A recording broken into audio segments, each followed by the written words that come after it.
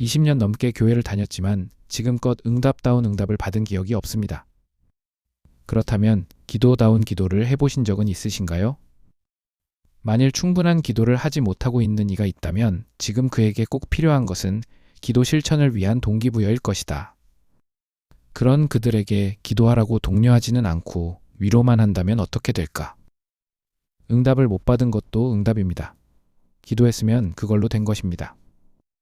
하나님의 뜻이면 이루어지고 그렇지 않으면 이루어지지 않습니다. 언젠가 더 좋은 결과로 인도해 주시겠지요.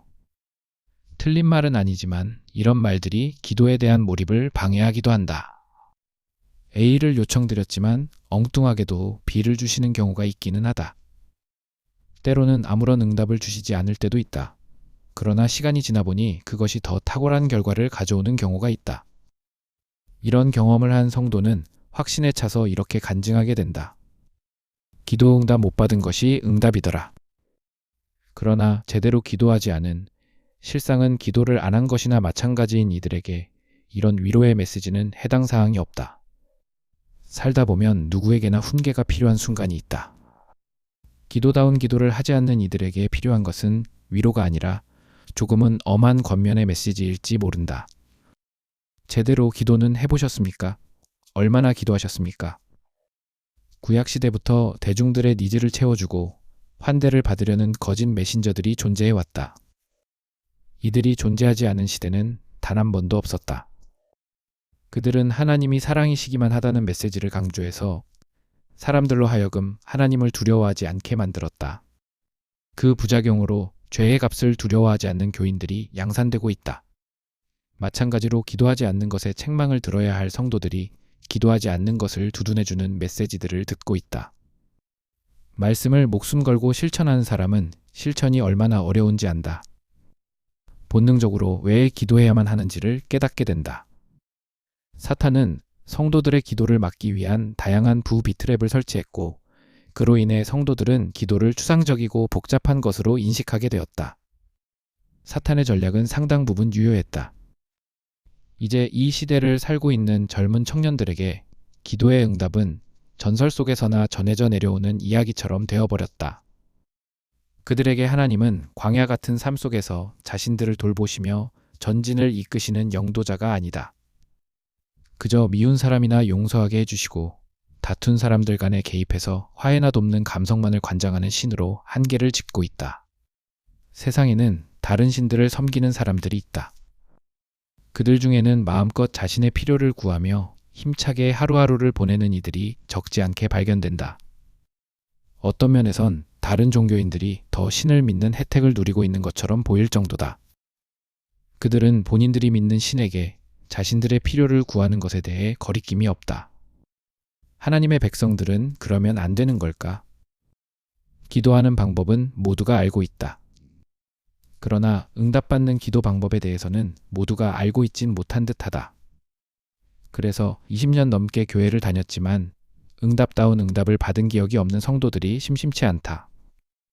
어떤 교인들은 하나님을 아버지라고 부르면서도 자신의 실질적인 마음속 고민은 털어놓지 못한다. 그들에게 하나님은 너무 먼 아버지인 듯하다. 세상의 어느 자녀가 자신의 부모에게, 그것도 막대한 자산을 보유한 부자인 부모에게 개인적인 필요를 구하지 못하겠는가?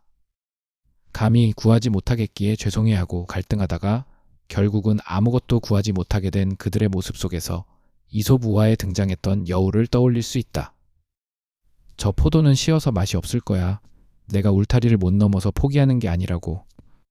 세상 것은 모두 배설물이야. 내가 응답을 못 받을까봐 기도하지 않는 것이 아니라고. 한 마리의 고고한 학처럼 개인적인 문제 해결을 위해 기도하는 것을 정죄하고 다니던 교인이 있었다. 그런데 어느 날 몇몇 성도님들이 그로부터 돈을 빌려달라는 전화를 받았다고 했다. 그토록 신앙심을 강조하던 그가 어째서 하나님을 두고 사람들을 찾아다녔던 걸까? 평소 교만하다는 평가를 받을 정도로 고고하던 분이 어째서 돈 빌려달라는 상대방의 심경을 불편하게 만드는 말을 해야만 했을까? 상대방이 나에게 호의를 베풀어 줄 리 없다는 생각은 분명 나를 위축되게 만든다. 그러면 도와달라는 말이 잘 떨어지지 않게 된다. 기도 또한 마찬가지다. 나의 기도를 하나님께서 기뻐하지 않으실 거라는 생각은 나의 기도 의지를 꺾어 놓는다. 기도자들 중에는 가족들의 생계가 위협받는 상황 속에서 의지할 곳 하나 없어 하나님께 처절하게 부르짖고 있는 가장들도 섞여 있다. 이들에게 필요한 메시지는 무엇이겠는가? 문제, 하나님의 관점에 서서 다음 문제를 풀어보시오. 미선은 새벽부터 밤늦게까지 하루에 4시간만 자며 일을 해도 저축은커녕 자녀들의 의식주조차 해결하기 어려운 싱글맘이다. 미선이 교회에 나와서 의식주와 직장, 집 등 다분히 세속적인 것을 위해서 부르짖자 누군가 그녀에게 마태복음 6장을 근거로 다음과 같은 조언을 해주었다. 상대방이 어떤 반응을 보일지 예상해보고 그런 반응을 보일 거라 생각하는 이유는 무엇인지 서술하시오. 성도님, 무엇을 먹을까 무엇을 마실까 하지 말라. 이는 다 이방인들이 구하는 것이라 했습니다. 먼저 그의 나라와 그의 의를 구하세요. 그렇게 하면 그 모든 것을 자매님께 주실 것입니다.